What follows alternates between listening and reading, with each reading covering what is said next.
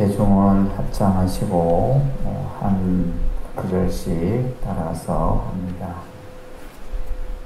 6조 단경에 나오는 말씀입니다. 반야는 지혜를 말한다. 일체의 모든 시간에 생각이 어리석지 않고 항상 지혜롭게 실행하는 것을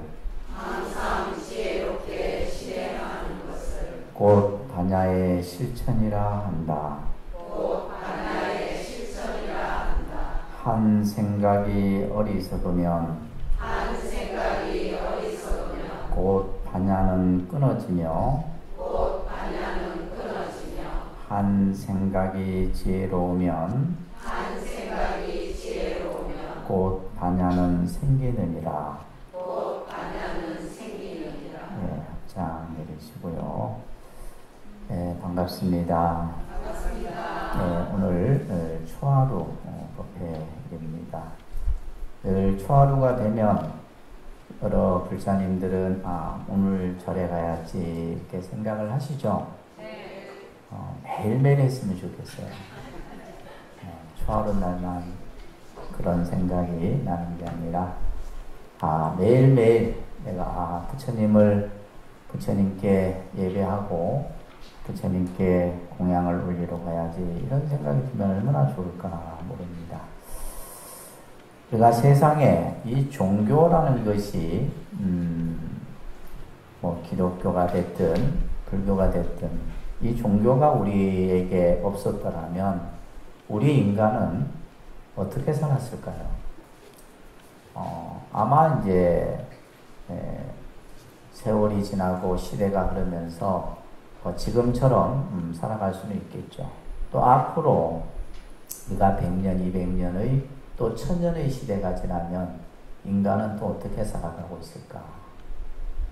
라는 생각을 하면서 우리가 이제 기독교라는 종교는 우리 인류에게 그 신의 사랑을 전파를 했고, 불교라는 종교는 우리들에게 지혜를 갖도록 가르침을 주셨습니다. 우리가 지혜라고 하는 것은 참 중요한 겁니다. 우리가 살아가는 데 있어서. 그래서 그 지혜를 반야라는 말로서 설명을 합니다. 근데 이 반야가 무슨 말이냐? 또 우리가 지혜라고 하는 것이 어떤 의미인가? 여러분들이 불교의 가르침을 믿고 따르는 불자의 입장에서 결국 이 불교 공부라고 하는 것이 뭐냐고 했을 때 우리가 마음을 닦는다, 마음을 다스린다 이런 말들을 다 이런저런 얘기들을 하는데 결국 불교 공부는 자기의 지혜를 닦아가는 공부입니다. 지혜를 닦는 공부다. 금방 6조 단경에서도 설하고 있듯이 그 지혜라는 것은 뭐냐? 아주 간단 명료합니다. 생각이 어리석지 않은 거죠. 자, 우리는 이제 흔히 중생이라고 이렇게 불교에서는 얘기를 하는데 왜 중생이느냐? 어리석기 때문에 중생이에요. 우리는 이 어리석음으로 인해서 사실은 모든 괴로움을 우리 스스로가 만들어냅니다. 그 어리석음으로 인해서 욕심도 일어나는 것이고, 어리석음으로 인해서 분별이 일어나는 것이고, 집착이 일어나는 거고.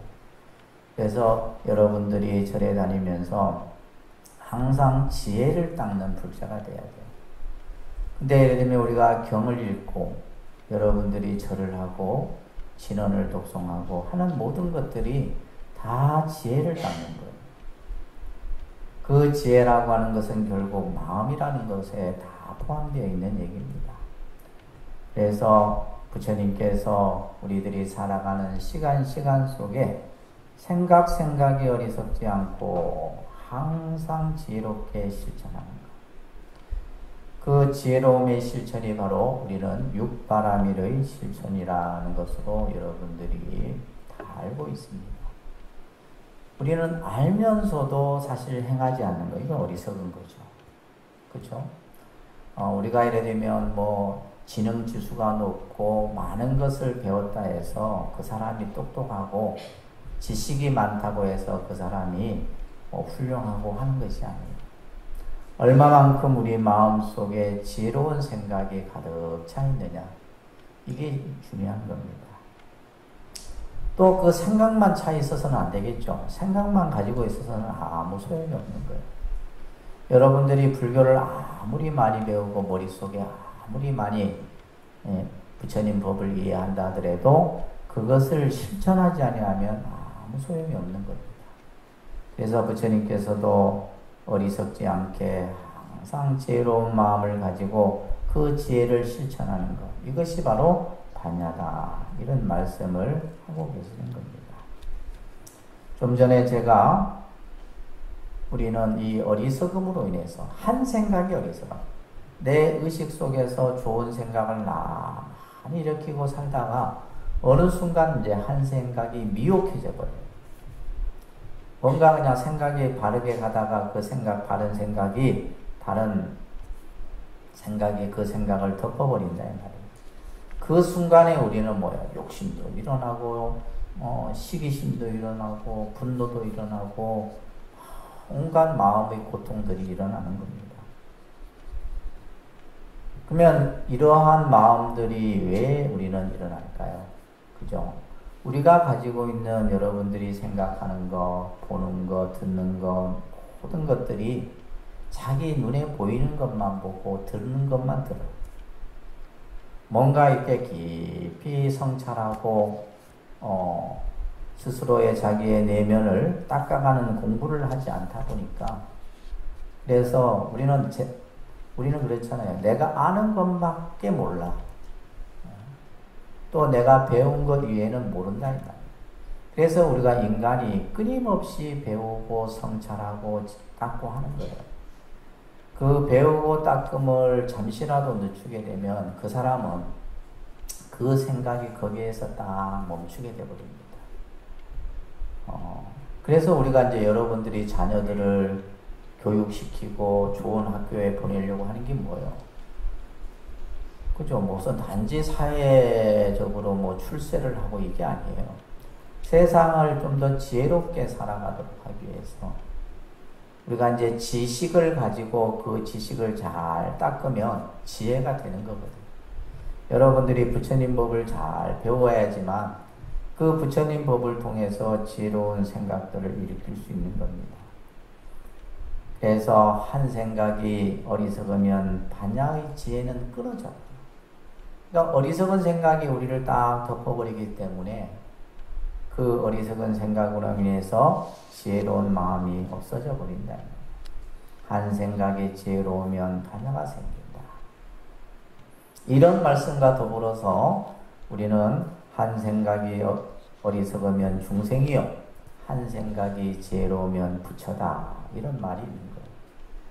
그래서 우리가 부처님 법을 배우고 부처님 가르침을 실천하는 것은 항상 지혜로움의 생각 속에서 여러분들이 닦아가셔야 돼요.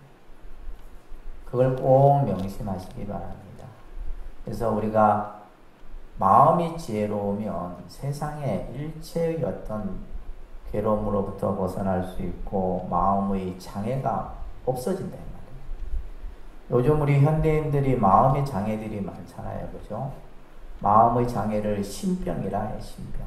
마음의 장애가 그냥 우리가 부처님의 가르침 속에서 여러분들이 불교 공부를 하고 또 부처님의 수행을 닦으면서 그 속에서 자꾸 지혜로운 생각을 일으켜야 된다 이 말이에요. 오늘 여러분들이 이 자리에 앉아서 부처님께 예배하고 공양하고 절을 하면서 했던 이유도 뭐예요? 내 어리석은 한 생각을 올바른 지혜로서 내가 갖고 가겠습니다. 이런 생각을 가져야 돼요. 그래서 지혜로운 생각을 일으키는 것이 바로 반야의 지혜를 내 마음속에서 계속 끄집어내는 겁니다. 해능 스님의 제자 가운데 신해라는 제자가 있는데 하루는 이제 스승과 제자가 서로 이런 질문을 합니다. 신해가 스승인 해능에게 스님은 자선을 하시면서 보이십니까? 아니면 보지 않습니까? 이렇게 물어요. 이 물음에 스승인 해능 스님이 가지고 다니던 그냥 주장자를 지팡이로 이렇게 신해 스님의 머리를 딱 때립니다. 머리를 때리면서 내가 때리니 아프냐 안 아프냐 이렇게 물어요. 그러니까 당연히 지팡이로 머리를 이제 맞으면 보통 사람은 뭐 아픕니다 이럴 텐데 아프기도 하고 안 아프기도 합니다 이렇게 답을 합니다. 아까 이제 스님은 참선을 하시면서 보이십니까 안 보이십니까 이래 물으니 이제 해능이 나는 보이기도 하고 안 보이기도 한다 이래 이제 얘기를 하니까 아프기도 하고 안 아프기도 합니다. 그러자 이제 해능 또한 나는 보기도 하고 보지 않기도 한다 이래 답을 한 거예요. 그러자 신해는 스승에게 스님 무엇을 가지고 본다라고 하고 보지 않는다고 하십니까? 이렇게 다시 또 물어. 자, 이때 이제 이 스승인 해능 스님이 이런 얘기를 합니다. 항상 자기의 잘못을 보고 나는 다른 사람의 옳고 그름을 보지 않는다는 것이다. 그러니까 이제 우리가 수행이라는 것은 결국 뭐요? 자기의 허물, 내가 잘하고 있는지, 잘 살고 있는지, 지혜로운지 이것을 늘 살펴야 되는 거예요. 그래서 스승인 해능은 나는 참선을 하면서 보기도 하고 보지 않기도 한다. 이 말에 항상 나는 뭐다? 내 자신의 잘못된 것을 본다. 이 말이에요. 여러분들 그걸 보십니까? 근데 우리는 뭐냐면 자기 잘못을 잘 몰라요. 여러분들의 허물을 여러분들 스스로가 모릅니다. 그래서 어리석은 거예요. 그래서 어리석은 거예요. 그러니까 이제 전부 그냥 내 눈에는 다른 사람 잘못만 보이지. 다른 사람의 허물만 보고. 그죠? 절에 와서도 마찬가지야. 자기 잘못은 모르고 맨날 남의 옳고 그름만을 보려고 한다. 뭐가 맞고 뭐가 틀리고. 그것은 스스로 어리석다라는 것을 표현하는 거예요. 그래서 우리 불자님들은 항상 스스로의 허물을 먼저 봐야 된다. 자기의 잘못을. 아시겠습니까? 네. 그래야지 맨날 자기는 어떻게 잘하지도 못하면서 뭐 남편이 어떻고 자식들이 어떻고 이런 뭐 그냥 누구는 어떻고 이런 이제 생각들을 갖는 것이 어리석은 거예요. 그러자 내가 아프기도 하고 아프지 않기도 한다고 한 것은 무슨 말이냐? 우리가 이제 예를 들면 몽둥이로 머리를 맞으면 당연히 그죠? 아프다 해야 되는데 이는 아프기도 하고 아프지 않기도 합니다. 이 말에 대해서 이제 해능 스님이 물은 거예요. 네가 만약에 아프지 않는다면 네 머리는 흙이나 돌과 무슨 차이가 있겠느냐? 그렇죠? 우리가 보통은 그냥 아파야 되는 거예요. 그런데 아프다고 하면 미워하고 원망하는 마음이 생길 것입니다. 갑자기 이제 몽둥이로 내 머리를 쳤으니 저 때린 사람이 뭐요? 믿기도 하고 원망하는 마음이 일어나기도 할 것이니 그것이 속임과 다를 것이 뭐 있겠느냐? 신해야, 내가 보는 것은 내가 안다. 네 마음을 내가 다 알고 있다. 그래서 설마 내가 너를 대신해서 너를 미혹하게 하겠느냐? 그러니까 이제 그러면서 왜 스스로를 보고 스스로를 알지 못하면서, 그래서 우리는 항상 자기 자신을 늘 살피고 내가 어떤 부분이 부족한지 어떤 부분이 잘못했는지 뭐 저 자신도 간혹 그냥 내가 잘하는 것만 생각하는 경우도 있어요. 그래서 이제 우리가 이런 기도나 또 수행을 통해서 자기 자신의 부족함을 볼 수 있어야 돼요. 그러면서 네 스스로는 네가 보지 못하면서 나에게 보느냐 보지 않느냐 이 질문을 하느냐 하면서 이제 제자를 꾸짖는 이야기가 어록 속에 나오는 이야기입니다. 그래서 이 말씀 속에 많은 가르침이 담겨 있는데 항상 우리는 살아가면서 지혜로운 생각 속에, 그죠? 반야의 지혜 속에서 항상 자기 자신의 부족하고 잘못됨을 먼저 알아야 돼요. 다른 사람의 옳고 그름을 보려고 하지 말고. 아시겠습니까? 네. 이 독림선언이라고 하는 이 도량 안에서 무엇이 잘되고 무엇이 잘못됐다라고 판단할 수 있는 사람은 누구밖에 없어요? 저밖에 없는 거예요. 그걸 본인이야. 독림선언 안에서는 기도가 예를 들면 이제 여러분들이 절에 와서 이렇게 우리는 그래도 독림선언은 시어머니들이 별로 없어 다행이라. 다른 절에 가면 시어머니들이 많습니다. 이것은 이렇게 해라 저것은 저렇게 해라 해서는 안 된다. 내가 보면 내 귀에도 그런 얘기가 들리는데 그런데 일부러 시비를 일으키지 말라는 거예요. 이렇게 해도 맞고 저렇게 해도 맞고 다 맞는 거예요. 아시겠습니까? 근데 중요한 것은 남을 불편하게 하면 안 돼요. 우리가 어떤 예를 들면 예법을 만들고 규칙을 만드는 것은 다른 사람을 편하게 하기 위해서. 근데 그것을 빼놓고 달리 뭘 정한다는 것은 어리석은 거예요.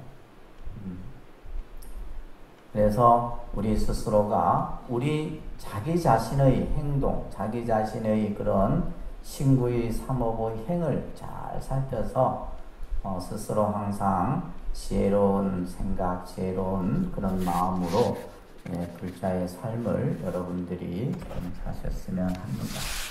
그래서 우리가 늘 반야라는 이 불교의 용어가 지혜라는 말로서 사용되지만은 이 지혜라는 말이 얼마나 중요하고 우리에게 큰 가르침을 주는 그 말씀인지를 꼭 명심하시기를 바라겠고요.